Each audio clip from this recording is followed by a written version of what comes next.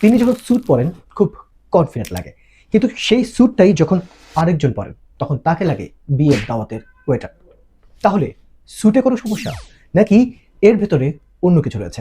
আজ সেটাই ডিকোড করব। File number 3। তার প্রথম এভিডেন্সটা পাওয়া যায় তার শোল্ডারের ফিটে, খুবই ন্যাচারাল মনে হয়। এবারের উল্টোটা ভাবুন, শোল্ডার যদি শরীরের থেকে বড় হয় তাহলে জ্যাকেটের ভেতরে মানুষটা হারিয়ে যায়। তাই রাফসানের লুকটা কপি করতে চাইলে প্রথমেই শোল্ডারের দিকে লক্ষ্য করুন। এভিডেন্স 1 হলো, কিন্তু এখানেই কেসটা সলভ হচ্ছে না, কারণ এর পরের এভিডেন্সটা তার পোশাকের বাইরে। রাফসান শুধু স্যুট পরেনি না, এর মধ্যে জেস্টার করেন, মুভ করেন, কথা বলেন, কিন্তু তাকে তার জ্যাকেট কন্ট্রোল করে না। এটাই একজন প্রেজেন্টার এবং একজন ম্যানিকুইনের মধ্যে আসল পার্থক্য। দ্বিতীয় এভিডেন্স, বডি ল্যাঙ্গুয়েজ। আপনি যদি স্যুট পরে কাঁধ শক্ত রাখেন, হাত পকেটে ঢুকিয়ে রাখেন এবং বারবার জ্যাকেট ঠিক করেন, তাহলে সবচেয়ে দামি স্যুটেও আপনার কনফিডেন্স কম দেখায়।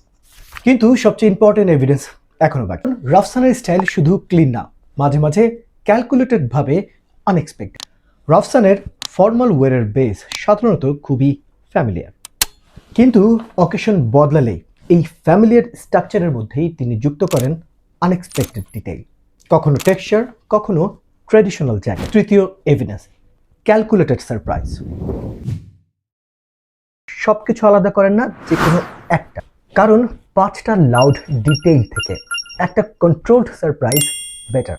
তাহলে আজকের কেস ফাইলের ফাইনাল ভার্ডিক্ট কি? রাফসান সাবাবের ফর্মাল স্টাইলের সিক্রেট কোনো নির্দিষ্ট স্যুট নয়, এই 3টা জিনিস।